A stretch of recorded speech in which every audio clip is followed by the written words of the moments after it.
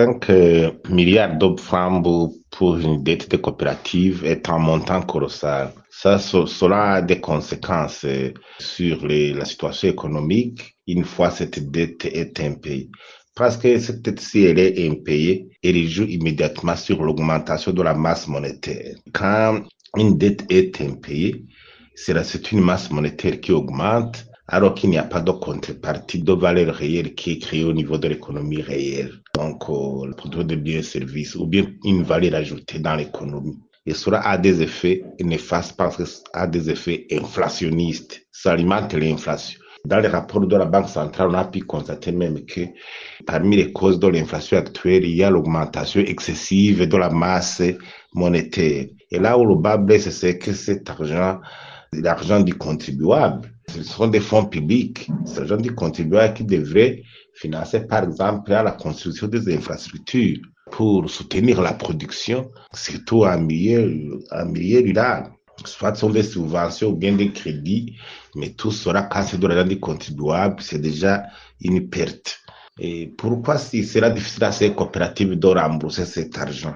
D'abord, ces coopératives ont été créées pour des mobiles politiques. On s'en souvient. Ce sont des coopératives largement encadrées par des hommes politiques, des hauts cadres de l'État. C'est le parti au pouvoir qui a été à l'initiative et qui est actuellement à l'encadrement de ces coopératives, au lieu que ce soit l'administration en bonne et due forme. Et dans ce cas, même la personnalité juridique de ces communes est mise en cause.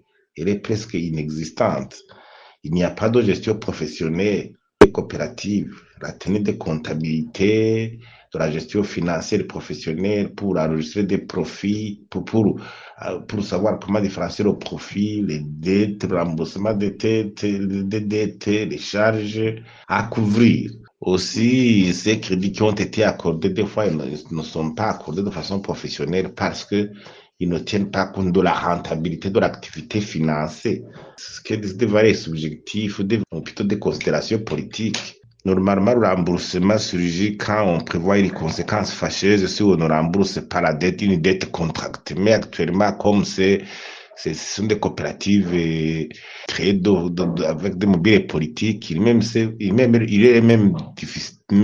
est difficile de s'engager au remboursement.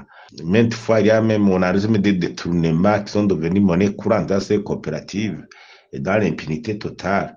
Je crois que l'État devrait changer de direction dans ce sens pour plutôt laisser les coopératives travailler d'abord et être contrôlées par les coopérateurs, les membres des coopératives avec un objectif précis, bien identifié et accéder au crédit à travers les institutions financières classiques. Le gouvernement peut intervenir par l'intermédiaire des fonds déposés comme garantie dans ces institutions donatrices de crédit de façon classique pour donc parvenir à financer ces coopératives.